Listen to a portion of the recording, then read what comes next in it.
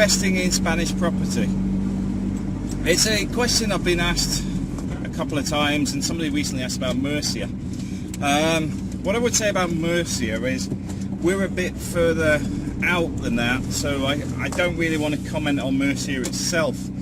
What I would recommend though is doing a bit of research on things like Airbnb and seeing what the rental potential is, because a lot of these places are easy to rent out, as such could be a very good investment. La Mata is a good investment. There's a lot of properties here, like most places, that are overvalued, and I'll quite happily tell you which ones are which, because I can tell just by knowing the local market prices. This is because there's a lot of debt wrapped up with the banks, so that the market's artificially inflated, like most of Europe and the US. But the reality is some of them are still a viable investment. For example, if you take a holiday rental at the right price that is at least one bedroom, there's a lot of studio apartments. I would say don't bother with those, they're hard to rent out, but you want at least a one bedroom, and with your sitting room, get yourself a sofa bed in there, because then at least you've got a place that will have a minimum of occupancy of 4 people, which is obviously for the average family of 2 kids, 2 parents, is enough. So you're increasing your rental potential.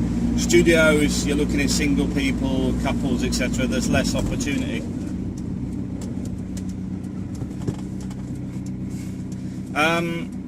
In La Mata though, you will find properties fluctuate in price significantly, because some of it's bank debt, some of it's investors trying to make money off the properties, and others are where people are trying to sell their properties. You will find real estate agents will bump the prices up, where you'll find one property can have a price of 40,000, 60,000 and 90,000 on different websites, and I found that myself. And then when you go for the lower prices, they're always not available. Of course it's still available, you want to try and sell it for the highest price.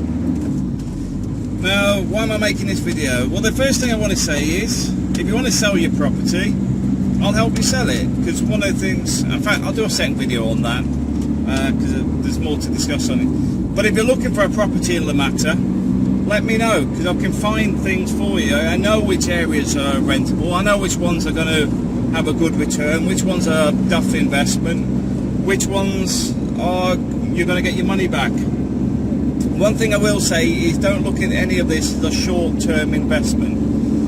The reason being is the Spanish housing market is still overinflated. There's too much debt with the banks. They would devalue the banks if they actually brought down the prices to where they're really valued at. But what you can do is look at, say, a £60,000, well, 45 to 50,000 pound house, a 3-bedroom apartment.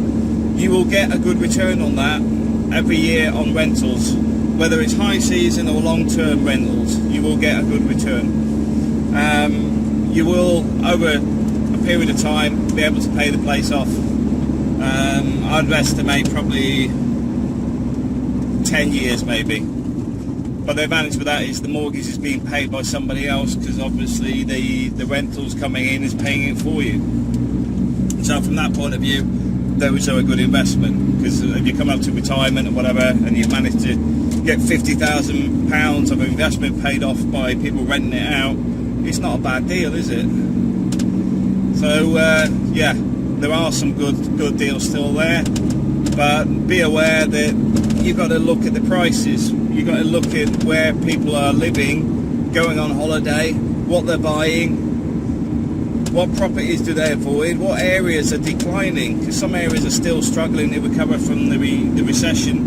As such, the shops and stuff they're sort of like on their last legs unless something changes drastically. So you need to like analyse the areas. I love La Mata because it's got a blend of being a village and just on the outskirts of Torrevieja. So you've got the big town and the village environment in one. On top of that, some fantastic beaches, some nice restaurants. There's plenty of tourist locations and stuff nearby. So I recommend La Mata. And if you want to find property in La Mata and you want some help doing it, just give me a shout.